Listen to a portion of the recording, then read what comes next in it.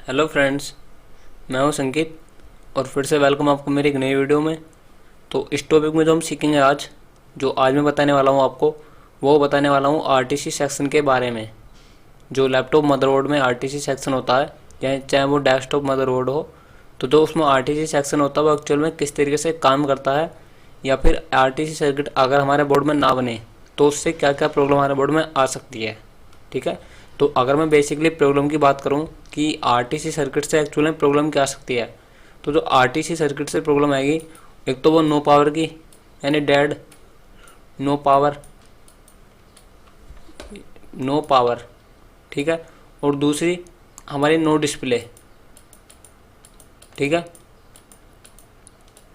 तो no display की problem हमारी आती है इसमें, और मैक्सिमम केस में हमारी ट्रिपिंग की प्रॉब्लम ही आती है इसमें आरटीसी सर्किट के फेलियर होने की वजह से। ठीक है, तो आपको अगर आरटीसी सर्किट को फाइंड करना है या उसको चेक करना है, तो उसको किस सीक्वेंस से चेक किया जाता है वो इस वीडियो में हम सीखेंगे। तो अगर आप हमारे चैनल पर नए हो तो चैनल सब्सक्राइब कर लीजिए, ताकि आपको हमारी लैपटॉप रिलेटेड वीडियो मिल सके। ठीक है फ्रेंड्स, तो मैं यहाँ पर खोल लेता हूँ, आपको जो आरटीसी सर्किट होता है उसका यूनिवर्सल कॉन्सेप्ट किस तरीके का होता है वो समझाता हूँ मैं आपको यहाँ पर। तो आप यहाँ पर देख सकते हो, ये मैंने कुछ इस तरीके का डायग्राम बनाया था आपको समझाने के लिए, ताकि आपको बहुत ही आसानी से समझ में आए। ठीक है, तो जो आरटीसी सर्किट होता है वो हमारे बोर्ड में काम क्या करता है। तो जो आरटीसी सर्किट होता है, तो बेसिकली हमारे बोर्ड में तो जो पीसीएच होता है उसको क्लॉक प्रोवाइड कराता है, और सेकंड चीज़ जो हमारे बोर्ड में आरटीसी सर्किट होता है, मतलब जो डेट और टाइम होता है उसको अपडेट करता है। ठीक है, और जो भी हम बायोस में सेटिंग करते हैं उसको वो अपडेट करता रहता है, जो भी हम बायोस में सेटिंग सेव करते हैं उसको।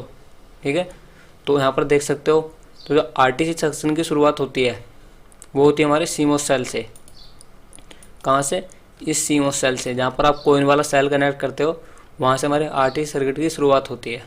ठीक है, तो आरटीसी सर्किट की जो लाइन होती है सीमोस सेल की, इसके लाइन में एक तो होता है ग्राउंड, और दूसरी लाइन होती है इसकी पॉजिटिव वोल्टेज के साथ कनेक्ट। तो ये जो पॉजिटिव वोल्टेज वाली लाइन है, इस पर हमारा जो सीमोस सेल का वोल्टेज होता है 3 वोल्ट, वो रन करता है। तो ये 3 वोल्ट आता है हमारा इस सीमोस की बैटरी से, वो इस तरीके से आता है, और इसके पाथ में एक 1 किलो ओम का रजिस्टर लगा होता है। ठीक है, क्या होता है यहाँ पर एक 1 किलो ओम का रजिस्टर। इस रजिस्टर को पार करने के बाद ही हमारा जो आरटीसी का वोल्टेज है वो इधर से इधर पास करेगा। ठीक है, अब चलो, ये 1 किलो ओम का रजिस्टर इसके पाथ में, तो इस तरीके से सीमोस सेल का 3 वोल्ट इधर साइड से यहाँ पर आएगा। यहाँ पर आने के बाद क्या होगा, यहाँ पर देखो आप, यहाँ पर जो है ये dual anode common cathode diode है, किसका? आरटीसी सर्किट का। तो इस dual anode common cathode diode पर 2 सप्लाई आती हैं। अब 2 सप्लाई कौन कौन सी आएंगी, तो आप ध्यान से समझना इसे, कि इसके एक साइड पर तो आएगी हमारी ये सीमोस सेल का वोल्टेज, आप देख सकते हो इसका ट्रैक इसके साथ कनेक्ट है 1 किलो ओम का रजिस्टर, और इधर एक डायोड है कनेक्ट इसके साथ। तो डायोड के एक पॉइंट पर तो हमारी आएगी 3 वोल्ट। ठीक है, और जो डायोड का दूसरा पॉइंट है, मतलब ये वाला डायोड, इसके इनपुट साइड में सप्लाई आएगी, वो आएगी 3 वोल्ट एलडीओ की सप्लाई। अब एक्चुअल में 3 वोल्ट एलडीओ को बर्थ कहाँ से होता है, तो अगर आपने स्टेप डाउन सर्किट को पढ़ रखा होगा, तो उसमें जो हमारे कोयल वोल्टेज होता है उससे पहले हमारे एलडीओ वोल्टेज का बर्थ होता है। तो ये जो 3 वोल्ट एलडीओ है, यही हमारे आरटीसी के इस डायोड पर आता है, और यहाँ से जो भी इनमें सप्लाई बड़ी होगी, मान लीजिए कितनी है 3 वोल्ट है, और ये कितनी होती है 3.3 वोल्ट। तो ये इस टाइम बड़ी सप्लाई कौन सी है, ये 3.3 वोल्ट। अगर आपके लैपटॉप में मान लीजिए अडेप्टर लगा हुआ है या बैटरी लगी हुई है, तो उसमें 3.3 वोल्ट एलडीओ एक्टिवेट होगा, तो वो इस तरीके से जाकर यहाँ पर आगे सप्लाई को फॉरवर्ड कर देगा, जो भी सप्लाई बड़ी होगी आपकी। मान लीजिए अगर आपके बोर्ड में अडेप्टर भी नहीं लगा, बैटरी भी नहीं लगा, तो उस समय आपके बोर्ड में कौन सी सप्लाई जाएगी, तो उस समय तो आपके बोर्ड में यहाँ पर तो 0 वोल्ट होगा, और यहाँ पर होगा आपका 3 वोल्ट, तो यही 3 वोल्ट यहाँ पर जाएगा। ठीक है, और वैसे भी आपने देखा होगा कि अगर मान लीजिए आप मदरबोर्ड को निकालते हो लैपटॉप से बाहर, और उसकी अगर आप बैटरी भी हटा देते हो, और जो उसका अडेप्टर है वो भी हटा देते हो, तो उस समय जो डेट और टाइम अपडेट करता है, जो भी बायोस की सेटिंग अपडेट करता है, वो हमारा ये सीमोस सेल इस तरीके से सप्लाई देता है इस 1 किलो ओम के रजिस्टर को, और इस डायोड को इस तरीके से पास करके यहाँ पर आरटीसी का जो वोल्टेज होता है उसको प्रॉपर बनाए रखता है। ठीक है, ताकि जो हमारे बायोस में सेटिंग सेव हो, या फिर जो हमारा आरटीसी का जो भी टाइम हो, मतलब रियल टाइम क्लॉक, वो हमारा बनता रहे, अपडेट होता रहे टाइम टू टाइम। ठीक है, तो यहाँ पर पता चल गया आपको कि जब हमारे बोर्ड में लैपटॉप या जो बैटरी वो कनेक्ट ना हो, तब उस समय आरटीसी सर्किट को सप्लाई कौन देगा? ये सीमोस सेल। लेकिन जैसे ही आपके बोर्ड में अडेप्टर वोल्टेज या बैटरी वोल्टेज होगा तो ये 3 वोल्ट एलडीओ इस तरीके से आएगा, और यहाँ पर ये जो डायोड है इन दोनों वोल्टेज को कंपेयर करेगा कि बड़ा वोल्टेज कौन सा है। तो अभी तक आपके बोर्ड में मान लीजिए अडेप्टर लगा है तो 3.3 वोल्ट है। अब मान लीजिए यहाँ पर 0.2 से 0.3 वोल्ट के अप्रोक्स यहाँ पर डायोड भी लीकेज करेगा, तो यहाँ पर मिलेगा आपको 3 वोल्ट या 3.1 वोल्ट के अप्रोक्स। ठीक है, तो बड़ा वोल्टेज तब भी यही हुआ ना, क्योंकि अगर यहाँ पर 3 वोल्ट है तो ये भी लीकेज होगा 2.8 या 2.7 वोल्ट बनेगा। तो 3.1 हमारा कौन सा वोल्टेज बना? ये 3 वोल्ट एलडीओ। अब यही एलडीओ वोल्टेज हमारे यहाँ पर आएगा और उसका नाम बनेगा आरटीसी वीसीसी। अब मैक्सिमम केस में मैंने देखा कि जो लोग चेक करते हैं मिनिमम, वो यहाँ पर सप्लाई चेक करते हैं कि यहाँ पर आरटीसी वीसीसी बन रही है या नहीं। तो वो इसको चेक करने के बाद बोलते हैं कि हाँ हमारा आरटीसी सर्किट ओके है। लेकिन अगर मैं आपको एग्जैक्ट बताऊँ तो ये तो यहाँ से आरटीसी सर्किट की एग्जैक्ट टेस्टिंग है कि आपको यहाँ से आरटीसी सर्किट जो है वो चेक करना स्टार्ट करना पड़ेगा। यहाँ से आपको आरटीसी सर्किट की चेकिंग स्टार्ट करनी पड़ेगी।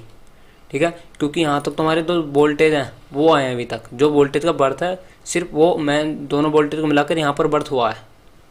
ठीक है, लेकिन ये वोल्टेज जहाँ पर ट्रैवल करेगा या जिस भी आरटीसी के सर्किट को जाएगा वहाँ पर पहुँच रहा है नहीं, यहाँ पर उसको सप्लाई प्रॉपर मिल रही है नहीं, वो भी तो देखना पड़ेगा ना, है ना।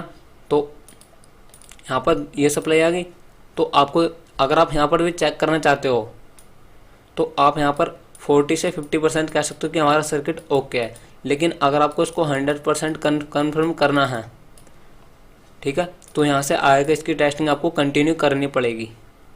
तो अब ये सप्लाई जाती कहाँ पर है? तो पहले जो सप्लाई जाएगी वो बनती है हमारी आरटीसी वीसीसी। तो ये जो आरटीसी वीसीसी है ये इस पीसीएच की मेन सप्लाई बनती है, क्योंकि जो पीसीएच है वो हमारा मेन इंपोर्टेंट चिपसेट है, जिसको ऑन होने के लिए मदरबोर्ड को पावर ऑन कराने से पहले वेकअप करना पड़ेगा, तभी तो ये कम्युनिकेशन करेगा ना।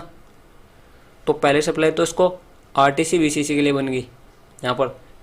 ठीक है, जो कि हमारा आरटीसी सर्किट को वेकअप करेगा, उसके लिए होगी सप्लाई पीसीएच को वेकअप करने के लिए। सेकंड चीज़ यहाँ पर ये सप्लाई जाएगी यहाँ पर नीचे की तरफ, देख सकते हो यहाँ कनेक्शन नीचे की तरफ दिखा रखा मैंने। तो यही सप्लाई जो आरटीसी वीसीसी की है तो 3 वोल्ट या 3.3 वोल्ट जो भी होगी यहाँ पर वो नीचे की तरफ आएगी। अब नीचे की तरफ जब सप्लाई आएगी तो ये एक पाथ पर हो जाएगी, इसका नाम है आरटीसी रीसेट। आरटीसी रीसेट, ठीक है, जो कि एक तरीके का रीसेट होता है जो कि हमारे आरटीसी सर्किट को पावर ऑन करने के बाद रीसेट करता है। ठीक है, तो इस आरटीसी सर्किट पर जो जाएगी इस तरीके से, एक तो कि हमारी आरटीसी रीसेट पर, तो इस आरटीसी रीसेट के साथ क्या कनेक्ट होता है? तो इसके साथ जो कनेक्ट होता है वो 20 किलो ओम का रजिस्टर और एक कैपेसिटर कनेक्ट होता है। बहुत बार इसके साथ यहाँ पर इस तरीके के कुछ टेस्टिंग पैड दिए जाते हैं, इस तरीके से। यहाँ पर आपको आरटीसी की जो वीसीसी होती है या आरटीसी रीसेट और आरटीसी रीसेट को चेक करने के लिए पॉइंट दिए जाते हैं। ठीक है, तो आपको आरटीसी रीसेट के साथ और यहाँ पर एक सप्लाई और नीचे की तरफ आरटीसी रीसेट, जो कि हमारा आरटीसी का सेकेंडरी रीसेट होता है, इसको रीसेट करने के लिए। क्योंकि कोई भी चिपसेट हो या कोई भी सप्लाई हो, कोई भी चिप हो, उसको काम करने के लिए रीसेट चाहिए। अब मान लीजिए पीसीएच हमारा, तो पीसीएच के अंदर जो आरटीसी का सर्किट है उसको एक तरीके से जब पावर ऑन करोगे आप, तो एक तरीके से उसको रीसेट होना पड़ेगा कि वो ऑन होने के बाद नए सिरे से अपना काम स्टार्ट करे। तो उसके लिए यहाँ पर रीसेट होते हैं दो, एक तो होता है हमारा आरटीसी रीसेट जो कि हमारा आरटीसी के लिए फर्स्ट रीसेट होता है, ठीक है, और एक होता है हमारा एसआरटीसी रीसेट जो कि हमारा सेकेंडरी रीसेट होता है आरटीसी के लिए। अब इन पर हमें चेक क्या करना है कि ये दोनों हाई होने चाहिए। हाई मतलब यहाँ पर आरटीसी का हमारा ये वाला वोल्टेज यहाँ पर आना चाहिए। ठीक है, अब बहुत बार क्या होता है कि यहाँ पर सिर्फ इस साइड तो इसका वोल्टेज मिलता है, रजिस्टर की इस साइड तो वोल्टेज मिलता है, लेकिन इस साइड वोल्टेज नहीं मिलता। तो उसकी वजह से क्या है कि या तो आपका बोर्ड डेड कंडीशन में रहेगा या फिर आपका बोर्ड नो डिस्प्ले में रहेगा, जबकि हमारा जो वोल्टेज है वो इधर से इधर भी प्रॉपर मिलना चाहिए। तो इसका दो रीज़न है। पहला, या तो आपका एक कैपेसिटर शॉर्ट हो जाए, ये वाला जो कैपेसिटर आपका अगर ये शॉर्ट हो गया तो ग्राउंड को ऊपर शिफ्ट कर देगा। तो एक तरफ तो चलो ये जो वोल्टेज आने की कोशिश तो करेगा, लेकिन ये जो इस कैपेसिटर यहाँ पर ग्राउंड शिफ्ट किया है इसको सेंस करके यहाँ पर वोल्टेज नहीं आएगा। सेकंड चीज़, अगर आपका पीसीएच या एसओसी है तो एसओसी खुद शॉर्ट हो गया तो तब भी वो ग्राउंड के साथ कनेक्ट हो जाएगा, तब भी इस बात को लो करेगा वो, है ना। तो इसके 2 से 3 ही मैनुअली रीज़न है कि यहाँ पर वोल्टेज ना मिलना। या तो आपका CPU PCS शॉर्ट है, सॉरी PCS शॉर्ट है, या फिर आपका ये जो इधर से सप्लाई है वो भी बनी ही नहीं है। तो अगर आपको रजिस्टर की इस साइड सप्लाई मिल रही है, इस साइड भी, लेकिन अगर इस साइड सप्लाई ना मिले तो उसके मैनुअली 2 रीज़न है। या तो एक कैपेसिटर बहुत बार वीक हो जाते हैं जिसकी वजह से हमारा इधर वोल्टेज इधर से इधर ट्रैवल नहीं करता, या फिर आपका खुद PCH या SOC आपका शॉर्ट है। ठीक है, तो यहाँ पर सप्लाई आएगी, आपको चेक क्या करना है यहाँ पर RTC की सप्लाई, जो भी आपका 2.8 अगर सिंगल सेल पे है तो 2.8 या 2.9, अगर आपका जो LD वोल्टेज है मतलब स्टेप डाउन का LD वोल्टेज आएगा यहाँ पर, तो वो वोल्टेज चेक करना जो कि यहाँ पर आपको मिलेगा। ठीक है, वो इस साइड यहाँ पर सप्लाई आपको चेक करनी है, रजिस्टर की साइड भी, और आपको रजिस्टर की इस साइड भी आपको वो सप्लाई चेक करनी है। ठीक है, उसके बाद ये सप्लाई कहाँ आती है हमारी, देखो नीचे की तरफ इसका मैंने पाथ बना रखा है, देखो यहाँ पर, तो इसका नाम है इंट्रूडर। तो अब ये इंट्रूडर क्या है, तो इंट्रूडर को समझाने से पहले मैं आपको एक चीज़ दिखाता हूँ। यहाँ पर ऊपर की तरफ यहाँ पर लिखा हुआ RTC रीसेट हैज। तो यहाँ पर हैज का जो मतलब है, इसका मतलब यहाँ पर लो, अगर ये लो हो गया तब भी आपका जो रीसेट है वो जो RTC सप्लाई वो नहीं बनेगी। ठीक है, तो जो रीसेट होते हैं, चाहे वो फर्स्ट रीसेट हो, RTC का रीसेट हो, चाहे वो सेकेंडरी रीसेट हो, वो दोनों हाई होने चाहिए। रीसेट सिर्फ वन टाइम लो होता है, जैसे आप पावर बटन दबाओगे, मान लीजिए पावर बटन दबाने से इस तरीके से हाई है, लेकिन जैसे आप पावर बटन दबाओगे तो मिली सेकेंड के लिए लो होकर ये फिर से हाई होना चाहिए। अगर ये आपका लो होता परमानेंट, मतलब इस तरीके से हाई है या फिर परमानेंट लो है, तो कहीं ना कहीं आपके इस PCH ने इसको लो कर रखा है, या फिर ये कैपेसिटर बहुत बार वीक होते हैं तो इनके से प्रॉब्लम आती है। तो रीसेट ये दोनों हाई होने चाहिए, RTC रीसेट भी और SRTC रीसेट भी। उसके नीचे यहाँ पर लिखा हुआ है इंट्रूडर। तो इंट्रूडर पे हमारी RTC की सप्लाई आएगी इस तरीके से। ठीक है, तो इसके पाथ में लगा होता है 1 मेगा ओम का एक रजिस्टर। तो इंट्रूडर जो है वो हमारी RTC जो सप्लाई RTC सेक्शन के लिए एज ए सेटिंग पिन है। क्या है ये, एज ए सेटिंग। तो यहाँ पर हमें चेक क्या करना है मिनिमम। अब वैसे तो हम पता नहीं लगा सकते कि ये सेटिंग जो ये वोल्टेज है वो कहाँ पर जाएगी PCH के अंदर, लेकिन जो इसका एक्सटर्नल सर्किट है वहाँ पर तो हम पता लगा सकते हैं ना कि इसके साथ जो कंपोनेंट जुड़ा है और जो यहाँ पर वोल्टेज बनेगा वो प्रॉपर बनना चाहिए। अंदर तो हम नहीं दे सकते PCH के अंदर, है ना, तो इसलिए इसके जो बाहर सर्किट है उसको तो हम चेक कर सकते हैं प्रॉपर। तो इस पर भी जो आएगी हमारी वो RTC VCC की सप्लाई आएगी इस तरीके से। और इसके पास में जो 1 मेगा ओम का रजिस्टर है ये भी हमारा प्रॉपर होना चाहिए। और यहाँ पर भी लिखा हुआ है इंट्रूडर हैज, ये भी हमारा हाई होना चाहिए, मतलब यहाँ पर भी RTC की सप्लाई बननी चाहिए। ठीक है, तो अगर यहाँ पर भी सप्लाई नहीं बनती तो या तो इसका 2 रीज़न है, यहाँ से इसका वोल्टेज नहीं आया यहाँ पर, या फिर ये इस SOC PCH ने इसको लो कर रखा है। ठीक है फ्रेंड्स, उसके बाद यहाँ पर नीचे की तरफ फिर से RTC की सप्लाई आएगी इस पॉइंट पर। तो इस यहाँ पर नाम इसका इंटरनल VR इनेबल। क्या है, इंटरनल VR इनेबल। तो इसके साथ जो कनेक्ट है ये 330 किलो का एक रजिस्टर कनेक्ट है। तो अब ये क्या करता है कि इंटर VR इनेबल ये बोर्ड को ऑन करने से पहले जो PCH की मेन सप्लाई होती है 1.05 उसको एक तरीके से इसके इंटरनल सर्किट को एक्टिवेट करता है। देख सकते हैं इसका नाम क्या है, इंटरनल VR इनेबल, जो कि PCH का इंटरनल सर्किट है, PCH की मेन सप्लाई के लिए उसको इनेबल करेगा। ठीक है, तो अगर आपको मेन सप्लाई उसकी बनानी है तो तब भी इसको मतलब बनाना पड़ेगा, तब भी तो इसको हाई रखना पड़ेगा ना। तो यहाँ पर हमें क्या चेक करना है, ये इंटर VR इनेबल पर यही हमारा RTC का वोल्टेज आपको चेक करना है। तो इसके साथ जो 330 किलो ओम का रजिस्टर है ये भी आपको यहाँ पर प्रॉपर होना चाहिए, और यहाँ पर जो वोल्टेज है वो दोनों साइड मिलना चाहिए। अदरवाइज अगर आपका लो होता है तो आपका SOC खराब है, या फिर आपको यहाँ से वोल्टेज भी बनानी है। ठीक है, तो इतना बड़ा सर्किट नहीं है, तो लेकिन हमें चेक जो करना है वहाँ पर इन रीसेट को हाई रखना है, प्लस ये जो इसकी सेटिंग्स हैं ये भी हमारी हाई होने चाहिए, मतलब यहाँ पर जो हमारा RTC का वोल्टेज है वो ट्रैवल करना चाहिए। तो जैसे आपके वोल्टेज कंप्लीट होंगे, अब क्या होगा आपका कि ये PCH के अंदर वोल्टेज तो मिल गया, अब वोल्टेज साथ था इसकी एक रिक्वायरमेंट और होती है क्लॉक की। क्लॉक, क्योंकि क्लॉक की तो मेन चीज़ है वो कि इसके जो डेट और टाइम है उसको अपडेट करेगा। तो अगर सप्लाई से तो चलो ये कि हमारा PCH बैकअप हो गया, तो PCH बैकअप हो गया तो किस लिए हुआ कि जो RTC सर्किट है उसको एक्टिवेट करा सके, लेकिन इसको ऑन होने के लिए क्लॉक भी तो चाहिए, प्लस डेट और टाइम को अपडेट करने के लिए भी हमारे क्लॉक की जरूरत पड़ेगी। तो क्लॉक के लिए जो RTC में होता है वो एक क्रिस्टल लगा होता है, और इस क्रिस्टल की जो वैल्यू होती है वो बिल्कुल फिक्स होती है, चाहे वो फर्स्ट जनरेशन से लेके 11-12 जनरेशन हो। मैं पीसीएच क्रिस्टल की बात नहीं कर रहा हूँ, अभी आरटीसी क्रिस्टल की बात कर रहा हूँ यहाँ पर। तो जो आरटीसी क्रिस्टल की वैल्यू है वो यहाँ पर फिक्स होगी। कितनी होगी? तो यहाँ पर देख सकते हो आप, यहाँ पर 32.768 किलोहर्ट्ज़ का एक क्रिस्टल लगा होता है जो कि इतनी फ्रीक्वेंसी को जनरेट करेगा। तो इस क्रिस्टल की एक साइड तो फ्रीक्वेंसी इन होगी इस तरीके से, और ये क्या करेगा, फ्रीक्वेंसी को बनाकर यहाँ पर इसके अंदर इनपुट करेगा और ये इस तरीके से यहाँ पर आउटपुट होगा, मतलब इसको क्लॉक प्रोवाइड करेगा। कितनी? 32.768। तो इसके साथ यहाँ पर 10 मेगा ओम का एक रजिस्टर लगा होता है और इसके पास में कुछ फिल्टर कैपेसिटर लगे होते हैं। यहाँ पर मैंने बनाया, ध्यान दें, यहाँ पर मैं यहाँ पर बताता हूँ आपको। यहाँ पर 50-50 वोल्ट के जो डीसी वोल्टेज होता है उसके 2 कैपेसिटर लगे होते हैं उसको फिल्टर करने के लिए। ठीक है, तो ये क्रिस्टल भी हमारा प्रॉपर होना चाहिए। और ज़्यादातर केस में क्रिस्टल भी ख़राब निकलता है।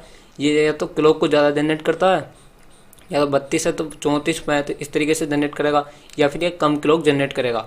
तो उस कंडीशन में आपका जो क्रिस्टल है वो भी ख़राब हो सकता है। प्लस इसके साथ जो रजिस्टर है या जो कैपेसिटर होते हैं वो भी हमारे फॉल्टी होते हैं।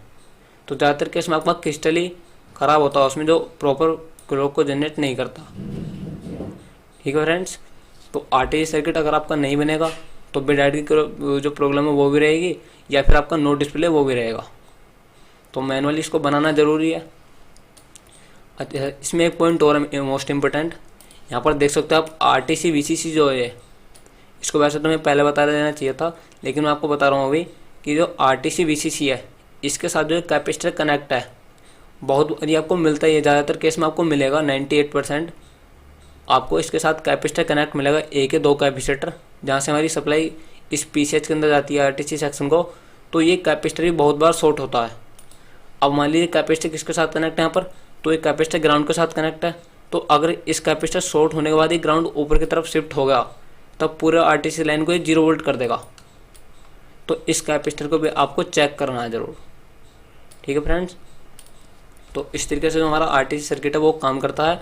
तो इसके साथ जो भी वोल्टेज हैं या फिर जो भी इसकी सेटिंग और रीसेट है वो हाई होने चाहिए, जहाँ पर हमारा आरटीसी वोल्टेज ट्रैवल करेगा। और यहाँ पर जो क्रिस्टल है ये इसकी फ्रीक्वेंसी प्रॉपर होनी चाहिए। क्रिस्टल को अगर आपको फ्रीक्वेंसी चेक करनी है तो आपको डीएसओ से इसको चेक करना पड़ेगा। बाकी अगर आप मैं इनकी बात करूँ तो रीसेट को तो आप डीएसओ से भी चेक कर सकते हो, और जो रीसेट है उसको आप मल्टीमीटर से चेक कर सकते हो कि ये हाई होना चाहिए। ये हाई होना चाहिए। हाई होने का मतलब क्या है, यहाँ पर जो आरटीसी का वोल्टेज है वो प्रॉपर बनना चाहिए। ठीक है, तो ये तो होगी ये इतना सर्किट जो हमारा, ये जो सर्किट है इतना, ये हमारा इंटेल का। अगर मैं बात करूँ एएमडी की या पेंटियम की, तो उसमें क्या होता है कि ये भी सेम होता है हमारा आरटीसी का सर्किट, और ये भी सेम होता है, लेकिन डिफरेंट उसमें ये होता है कि जो हमारा आरटीसी रीसेट है और एसआरटी रीसेट है इसमें सिर्फ इतना ही सर्किट होता है। बाकी अगर मैं बात करूँ इंट्रोडर की, इंटरनल वीआर इनेबल की, ये उसमें नहीं होता। ठीक है, तो अगर आपको उसमें नहीं दिया तो कोई दिक्कत नहीं है। हमें जितना कंपनी ने दिया है आरटीसी वीसीसी, आरटीसी रीसेट और एसआरटी रीसेट, वो आपको चेक करना अगर आपके पास एएमडी का बोर्ड आता है तो। ठीक है, तो आरटीसी वीसीसी तो आपको मिलेगी, चाहे वो इंटेल का हो, चाहे वो एएमडी का हो, चाहे वो पेंटियम का हो। ठीक है, लेकिन उसके साथ आपको 2 चीज़ ये भी चेक करनी है। उसमें सिर्फ आपको 2 ही चीज़ मिलेंगी, एक तो आरटीसी रीसेट और एक एसआरटीसी रीसेट। ठीक है, तो बोर्ड में ये हमारा 19 वोल्ट के बाद प्लस 3 वोल्ट और 5 वोल्ट के बनने के बाद उसके बाद थर्ड लेवल हमारा जो है वो आरटीसी का चेक करने का। तो इस तरीके से आपको आरटीसी सर्किट को चेक करना है। इसके साथ कोई भी कंपोनेंट शॉर्ट नहीं होना चाहिए, और रजिस्टर जो है ये इनकी वैल्यू बढ़ी हुई नहीं होनी चाहिए, मतलब वैल्यू प्रॉपर होनी चाहिए। ठीक है, तो अब बहुत बार एक केस भी आता है, एक मैंने बोर्ड रिपेयर किया था पहले कि इसमें आरटीसी सेट और एसआरटीसी सेट नहीं बनने थे। तो मैंने क्या किया कि इसका इम्पिडेंस चेक किया इधर, तो इधर तो इम्पिडेंस हाई था, लेकिन इधर भी इम्पिडेंस हाई था, तो इधर भी इम्पिडेंस हाई था। लेकिन यहाँ पर प्रॉब्लम क्या थी कि यहाँ पर एक्चुअल में वोल्टेज नहीं बन रहा था। यहाँ पर जो था वो वोल्टेज नहीं बन रहा था। तो मैंने सोचा कि शायद हो सकता है यहाँ पर वोल्टेज नाम में तो आपका एसओसी ख़राब हो सकता है। तो उसमें मैंने क्या किया कि ये जो इसके साथ एक कैपेसिटर्स कनेक्ट हैं, इनको मैंने एक बार चेंज करके देखा। तो चेंज करने के बाद यहाँ पर वोल्टेज बन गया हमारा और बोर्ड हमारा ऑन हो गया। तो मैनुअली प्रॉब्लम क्या थी कि मल्टीमीटर से कैपेसिटर बीप नहीं दे रहे थे। यहाँ पर जो कैपेसिटर है यहाँ पर वो मल्टीमीटर से बीप नहीं दे रहे थे, लेकिन वो जैसे काफ़ी टाइम से हमारा बोर्ड चलता है, 1-2 साल में, या काफ़ी टाइम हमारे बोर्ड को आरटीसी जो सर्किट होते हैं इसके साथ जो कैपेसिटर कनेक्ट होते हैं ये लीकेज हो जाते हैं, ठीक है। ये एक टाइम पर वीक हो जाते हैं जिसकी वजह से लीकेज हो जाते हैं, तो मल्टीमीटर से शॉर्ट नहीं दिखाते, जिसकी वजह से आरटीसी वोल्टेज को यहाँ पर बनने नहीं देते। तो अगर आपका वोल्टेज ना बने तो इनको भी एक बार आप रिप्लेस करके देख लीजिए, तो हो सकता है आपका प्रॉब्लम सोल्व हो जाए। अदरवाइज ज़्यादातर केस में अगर आपका आरटीसी नहीं बने, इधर सब कुछ ओके, तो आपका पीसेट भी आपका ख़राब हो सकता है। तो आई होप आपको वीडियो पसंद आई होगी है कि इस तरीके से आपको आरटीसी सर्किट को सोल्व करना है। तो मिलते हैं फ्रेंड्स आपको नेक्स्ट वीडियो में। तो अगर आपको कोई क्वेरी हो तो आप उनसे कमेंट में पूछ सकते हैं, या फिर आपको हमारा नंबर डिस्प्ले पर शो हो रहा होगा। अगर आपको कोई डिटेल विटेल जाननी है तो आप हमसे कॉन्टैक्ट भी कर सकते हैं। थैंक यू फ्रेंड्स, मिलते हैं आपको नेक्स्ट वीडियो में।